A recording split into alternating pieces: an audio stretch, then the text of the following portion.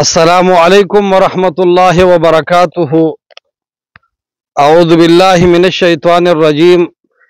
इन्नमा यअमुरु मसाजिदल्लाहि मन आमन बिल्लाह। ډیرو ملګرو ته به پته وي چې زمونږ په صوابه شوه اډه حمزاډیر کلي کې مسجد جوړیږي، مدرسه او جومات دواړه. او دا یو قانون دی، ټولو خلکو ته پته ده چې زمونږ په دې ملک پاکستان کې هر مسجد او هر مدرسه دا د علماو خپلې منډې ترړې وي او د مخلص عوامو مال وي. دې سره حکومتي هیڅ قسمه تعاون نه کیږي تمام مساجد او مدارس سره. نو دا مدرسه هم چونکه د آزاد تعاون نه بند په دې وجه ده چې زموږ علاقه باندې د تقلیدونو، د مذهبونو، د پاټو، د تنظیمونو، د جنډو محنت په عوامو شوی دی او د قرآن او حدیث طرف ته د عوامو ذهن نه دی جوړ شوی. والحمدلله په دې علاقه ډېر ښکلی کار شروع دی. عوام د قرآن او د حدیث نه او د سلفي عقیدې نه خبریږي. نو دا مسجد چې جوړیږي الله تعالی په دې باندې گواه دی چې دا د یو تنظیم، د یو ډلې، د یو فرقې، د یو جنډې، د یو امیر، د یو نائب امیر د څه دنیاوي مفادو یا د دې سیزونو د لاندې نه دی. خالص د قرآن او د حدیث علی فهم السلف الصالحین د دې تشریحات لاندې د قرآن او د حدیث د تعارف دپاره دا مسجد جوړیږي چې دې کې د الله تعالی دین بیان شي او خالص د الله تعالی د دین یو آزاد مرکز وي. هغه خلک چې د هغې مال حلال دی او غواړي چې دې ځای کې د زما مال ولګي، دا مسجد به هم جوړ شي، دا مدرسه به هم جوړ شي، دا هیڅ نه به پاتې نشي انشاءالله.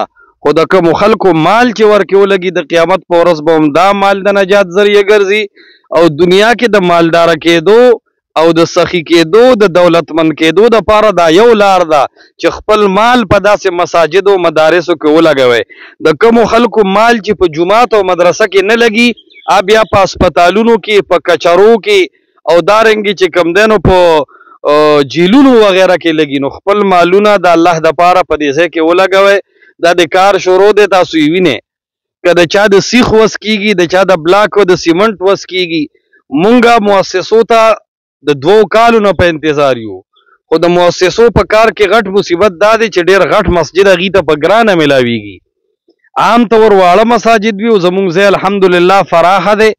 دې د وجې نه 2 کالو انتظار نه بعد مونږ د مؤسسو د مزاج نه دا معلومه کړه چې مشکله ده چې د هغې په ترتیب سره وشي، ځکه هغې واړه مساجد کوي چې کله منظوري وشوي کافي انتظار به وي او هغه خامخا مشکل وي. دې وجې نه چې کومو مخلص عوامو ته الله تعالی مال ورکړی دی، نو په دې علاقه هیڅوک د داسې مخلص مساجدو سره تعاون کولو والا نه دي.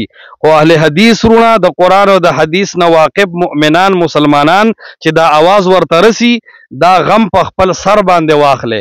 دا هغه ویډیو نه ده چې هر سړی ووري یا کمنټس وکړي یا لایک وکړي یا بد رد ووایي یا ښه ووایي، بلکې د دې مطلب دا دی چې تا ته आवाज درو رسید، غمجن شه، فکرمند شه. د قرآن د حدیث مرکز جوړیږي، پتا ذمہداري رااله، دا مخکې ملګرو سره شیر کا او د دې دپاره فکرمند شه. د کله به د بلاک وسوي، کله به د سیمنټو وسوي، کله به د لانټرو وسوي. دا زما او ستا وس دی، نوره فیصله به الله تعالی ته پرېږدو. دا د رب العالمین کور دی، د هر چا د مساجد او مدارسو نه به په ښه اندازې رب العالمین جوړوي. موږ نه امیده نه یو د الله د رحمت نه او د امداد نه. البته مسلمانان به خامخا په دې دیني امورو کې د یو بل امداد کوي. الله دې تمام هغه مسلمانان چې هغې په دې ځای کې خپل مال لګي، الله دې دنیا او آخرت ښایسته کړي او الله تعالی دې مشکلاتو نه محفوظ وساتي.